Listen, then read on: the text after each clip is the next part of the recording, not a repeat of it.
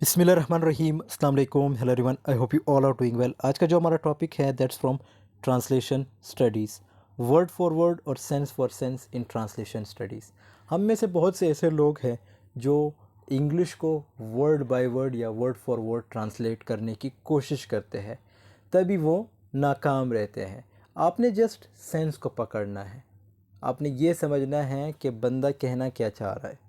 For example, अगर आपसे ये कहा जाए कि मुझे मार्केट जाना है, मुझे मार्केट इस रास्ते से जाना है, मुझे मार्केट के लिए जाना है, तो ओबियसली इन सब सेंटेंसेस का एक ही सेंस बनता है कि बंदे ने मार्केट जाना है। अगर आप ये देखेंगे कि मुझे मार्केट इस रास्ते से जाना है, इसको वर्ड बाय वर्ड ट्रांसलेट करेंगे, मुझे मार्केट के लिए जाना है तो इसको भी वर्ड बाय वर्ड ट्रांसलेट करेंगे, so it will be too difficult for you to translate this या दो सेंटेंसेस। इसी तरह अगर हमें एक और एग्ज़ाम्पल ले लें, जैसे मुझे भूख लगी है, भूख लगी है। अब इन दोनों का एक ही सेंस है कि मतलब एक बंदे को जो है भूख लगी है। सो आपने वर्ड फॉर वर्ड ट्रांसलेशन के लिए नहीं जाना, आपने जस्ट सेंस को पकड़ना है, ये समझना है कि बंदा क्या कहना चाह रहा है। सो ये इम्पॉर्टेंट है। हम में से बहुत से ऐसे लोग हैं जो इंग्लिश को वर्ड बाय वर्ड या वर्ड फॉर वर्ड ट्रांसलेट करने की कोशिश करते हैं, तभी वो एक अच्छे ट्रांसलेटर नहीं बन पाते। एक अच्छा ट्रांसलेटर भी वही होता है जो सेंस को पकड़ता हो। जब वो सेंस को पकड़ता है, सेंस मतलब समझ लेता है कि बंदा क्या कहना चाह रहा है, तो वो ईज़िली ट्रांसलेट कर लेता है। आज की वीडियो में हम यही देखेंगे कि वर्ड फॉर वर्ड और सेंस फॉर सेंस ट्रांसलेशन है क्या। इसमें बहुत से इंपॉर्टेंट पॉइंट्स है, सो वीडियो को लास्ट तक देखिएगा। बढ़ते अपने टॉपिक की तरफ।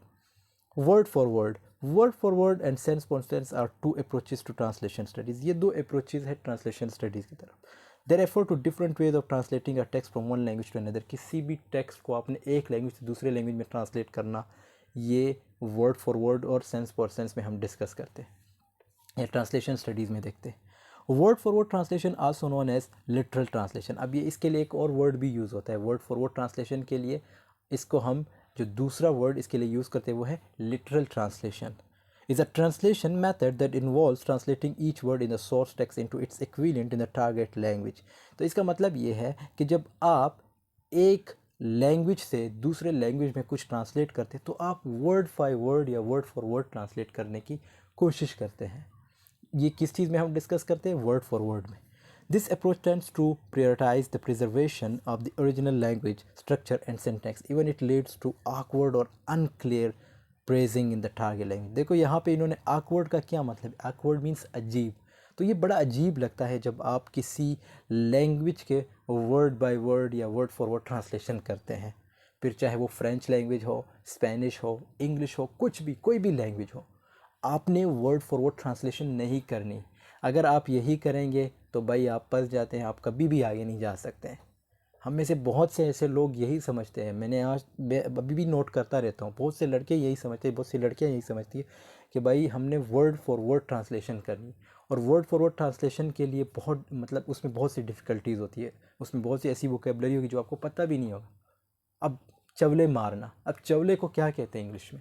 अब आपको पता ही नहीं है चवले मारना किसे कहते हैं।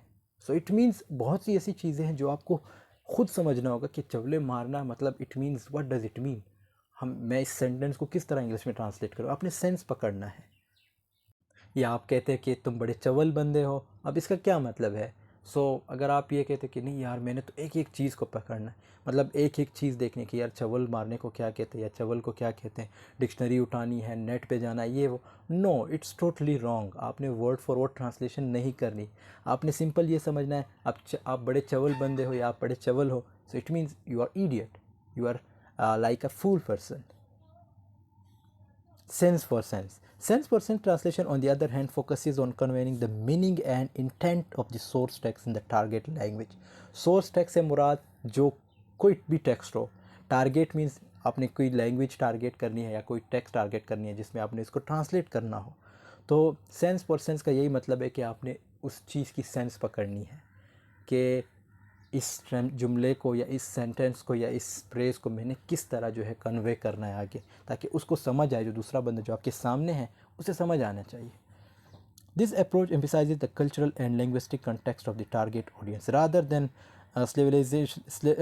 slavishly following the structure and wording of the text. यहाँ पे इन्होंने क्लियर कट बता दिया कि यहाँ पे क्या होता है कि ये स्ट्रक्चर वगैरह के पीछे नहीं भागते, इन्होंने सेंस पकड़ना होता है, सेंस पकड़ के इन्होंने आगे से जो है उस सेंटेंस को डिलीवर करना होता है ताकि तब दूसरे बंदे को समझ आ जाए।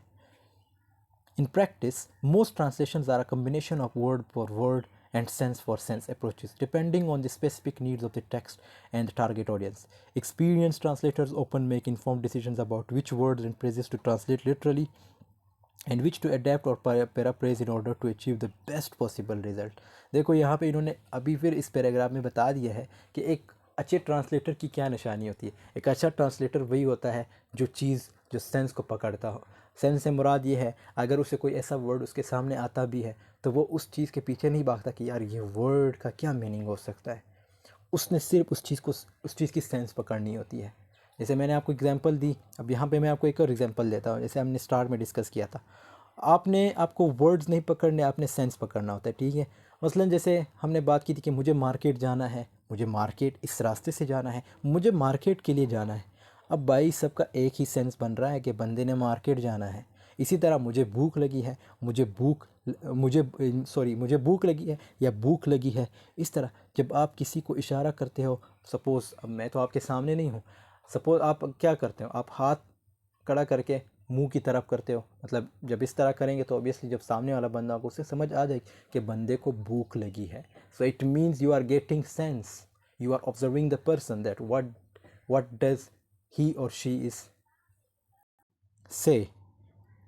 तो इसी तरह हम अगर एक और एग्जांपल देखें कि तुम बेवकूफ़ हो, बेवकूफ़ कही के, अब सेंस तो एक है भाई कि बेवकूफ़ है आपको ही कह रहा है, मतलब आप बेवकूफ़ हो आपको ही कहा जा रहा है कि बेवकूफ़ कही के या तुम बेवकूफ़ हो, सेंस एक ही बन रहा है। It means he is indicating you, आपको ही जो है कहा जा रहा है कि आप बेवकूफ़ हो।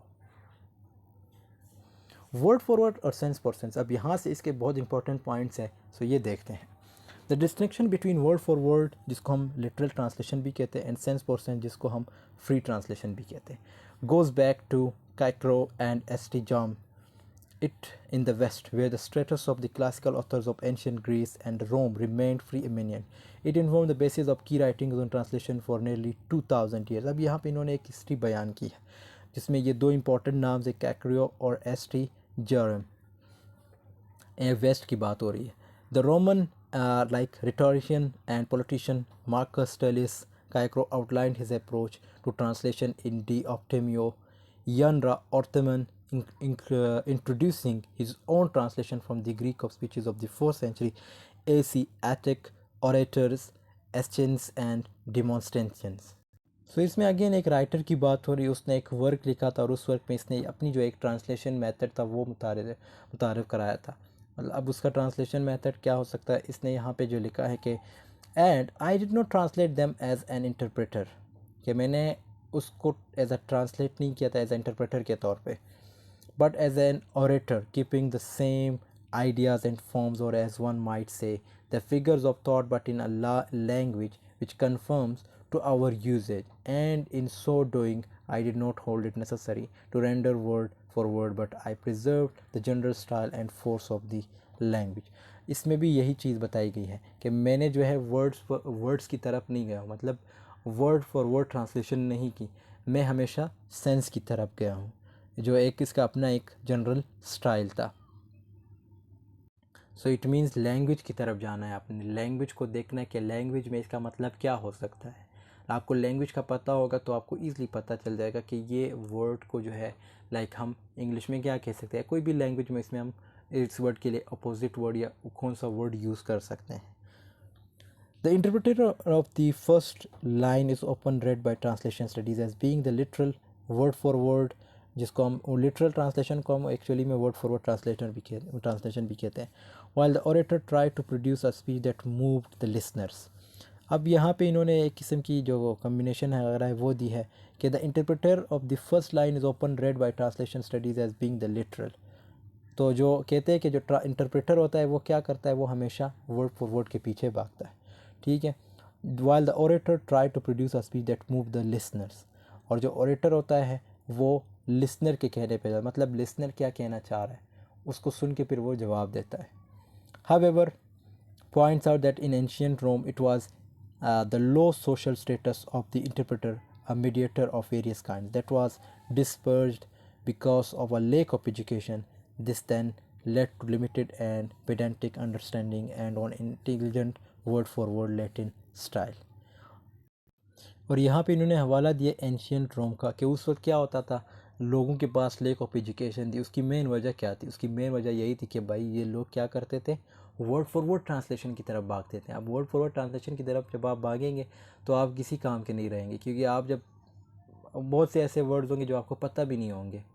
तो इसलिए वर्ड फॉर वर्ड ट्रांसलेशन की तरफ आपने कभी भी नहीं जाना, और ये आज भी कॉमन है, कुछ लोग यही करते हैं। सो आपने हमेशा सेंस पकड़ना है। The disparagement of word for translation came from others as well, such as the poet Horace. अब ये कहते हैं कि इसकी हिस्ट्री दूसरे लोगों से भी स्टार्ट होती है, जिसमें poet Horace है, who is in short but famous passage from his Ars Poetica underlines the goal of producing an aesthetically pleasing and creative poetic text in the TL, means target language. This attitude had great influence on the succeeding centuries. Thus, S.T. Jorman, the most famous of all Western translators, cites the authority of Caicero's approach to justify his own Latin reversion and translation of the Christian Bible. तो इन्होंने भी मतलब different जो translation methods है, जो translation जो translation के जो दूसरे मेथड्स होते हैं वो अपनाए थे किसी भी टेक्स्ट को ट्रांसलेट करने के लिए, जिसमें इन्होंने जो बाइबल वगैरह है उसके लिए भी ट्रांसलेशन मेथड अप्लाई किए थे। उसमें से कौन आता है जो फेमस है, वो है S.T. Jorman. Later to become known as the Latin Vulgate, at a time when different and competing versions of the Bible were being produced. This was commissioned by Pope Damasus in 382 and aimed at establishing an official and standardized Latin translation for use in churches. तो इस तरह जो Bible वगैरह थी उसकी भी मुख्तलिफ translation इन्होंने की थी। कभी वर्ड फॉर वर्ड के लिए जाते थे तो कभी सेंस पर सेंस के लिए जाते थे। German revised and corrected earlier Latin translations of the Greek New Testament. An account of Jesus' life for the Old Testament, he decided to return to the original Hebrew. This was a decision that was controversial to those who maintained the divine inspiration of the Greek Septuagint, the commonly accepted translation of the older text in use among Christians. तो इसमें ये बताया गया है यहाँ तक, अगर इसके हम ट्रांसलेशन देखें कि इस पे बहुत से लोगों को इख्तिलाफ भी था। ओबियसली जब आप वर्ड फॉर वर्ड ट्रांसलेशन की तरफ जाएंगे तो उसमें बहुत सी ऐसी चीज़ें होंगी जो आपको गलत लगेगी, मतलब अगर आपको नहीं तो दूसरे कम्युनिटी को गलत लगेंगी, दूसरे लोगों को गलत लगेंगी। तो कहते हैं कि जब बाइबल की ट्रांसलेशन हुई थी उसमें भी बहुत सी ऐसी चीज़ें थी जो इन्होंने मतलब गलत वे में ट्रांसलेट किए थे, या जो लोग फिर इसके अगेंस्ट हुए थे। The Septuagint was a Greek translation of the Hebrew Bible, जिसमें हेब्रू बाइबल वगैरह है। इसी तरह undertaken over a long period है beginning in the 3rd century, in that has been described as the first major translation in Western culture. By comparing the Greek Septuagint translation with the Hebrew original, German noted points where the two versions different. फिर इसके like different versions जो है या different जो वगैरह like जो types है वो दिए गए थे translation से related, जिसमें like हम कह सकते हैं कि word for word sense for sense. By comparing the Greek Septuagint translation with the Hebrew original, German noted points where the two versions differed. His overall translation strategy is formulated in De Optimio General.